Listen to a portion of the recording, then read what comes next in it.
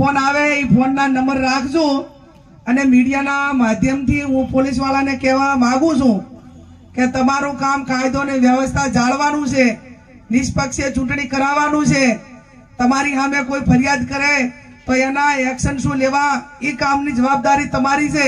કોઈ કોંગ્રેસના આગેવાનોના ફોન લઈ અને તમારે એનું કલેક્શન કરવાની જરૂર નથી અને ધાક ધમકી આપવાની જરૂર નથી। આ મારો ક્ષત્રિય અને આ સમાજને મારા મતદારો બેઠા 5-25 5-10-15 એફઆઈઆર થાય ને તો બાપુ તૈયારી રાખજો, એમાં આપણે કાંઈ ઓલું દવાનું નથી। અને એવા પોલીસવાળા ગામમાં આવીને કોઈ દાટી આપતા હોય ને તો એમને કહેજો કે આ તમારું આકાઓનું રાજી કાયમી રહેવાનું નથી।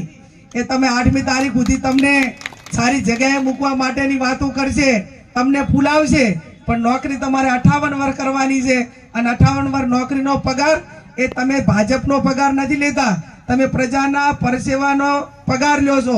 તમને લોકોના પૈસા જે ટેક્સના પૈસા છે એનો પગાર મળે છે। એટલે આટલી બાબત ધ્યાનમાં રાખીને મહેરબાની કરજો।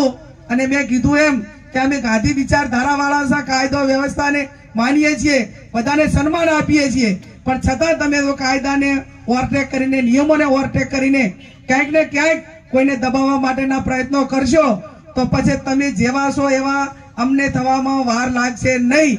એટલી વાત કહીને આપ સૌનો આભાર। જય હિન્દ, જય